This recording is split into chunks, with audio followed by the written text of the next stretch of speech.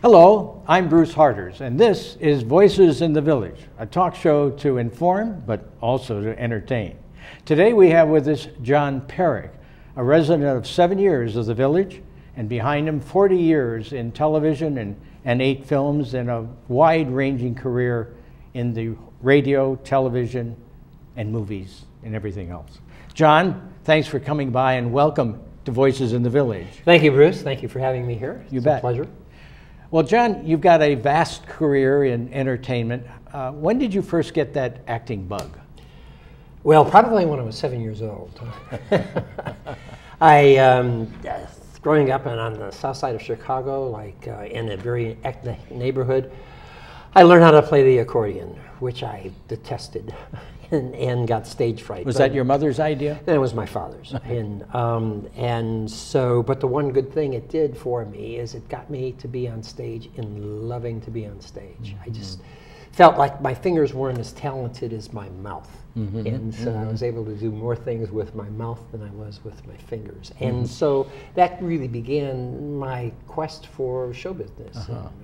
So I went on and on and on. And after I got out of school, I missed acting and got a drama coach in Chicago who had been with MGM during the 40s and 30s when the contract players were prolific. And he coached many, many stars when they were still contract players. And he coached me. And so that eventually got me to Hollywood.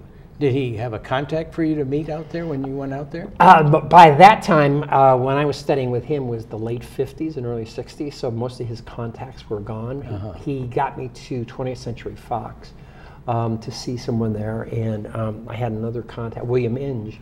I had finished a play. I've done a buku number of plays also. And I was in repertory in Chicago, and the last play I did there was called Lost Roses, written by William Inge.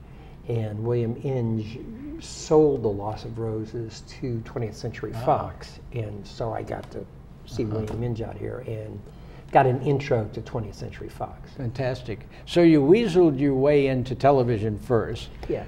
What are some of the sitcoms or whatever that you got involved in right away? Well, right away I got involved in Westerns. I did The Virginian, I did a number of episodes of Bonanza, I did Maverick, I did the Andy Griffith Show, not when he was Opie and all that kind of stuff, but he was a mountain sheriff. I can't remember the name of the show, but it was kind of like a TV movie, but it was episodic. And so I began in Westerns because I always wanted to be a cowboy, so I got out here to play cowboy.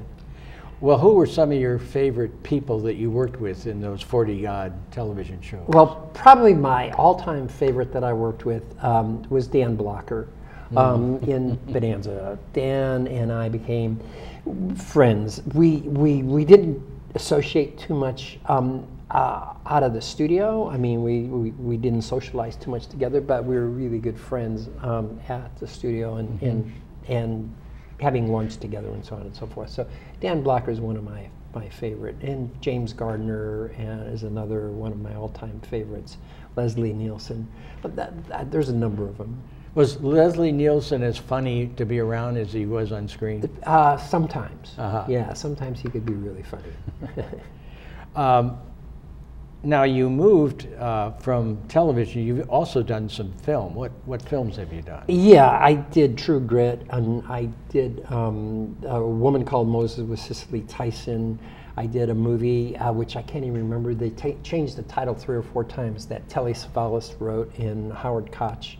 Telly Savalas wrote it and directed, but Howard Koch, who was the producer, ended up finishing the directing. And as I said, the Abel, which was the name of the Andy Griffith movie, and a number of others. Right. Now, those two areas, you spent, what, over 20 years between television and movies? Yeah, well, I mean, my professional career on stage, on radio, television, in movies was encompassed 25 years. And then what included the second act? The second act of my career is I left the acting side of it and went into the production side. And in production, I was working every day on various shows. And for instance, I did all 9 years of Seinfeld. I did 6 years of Will and Grace. I did Saint Elsewhere. I did Hearts of Fire. I did a bunch, and I've done over 1,000, probably over 1,000 episodes. Oh my of goodness! Television shows on the production side. Right. So now here you are in beautiful Laguna Woods, and you're very active in the Old Pro theatrical group. Yes. Talk about that a little bit. What have you, over the last 7 years, you've been in a lot of productions. I have. And it's been a real treat because I got to go back on, when I was in Hollywood, I did Hollywood things. And which was not primarily stage, it was film and TV.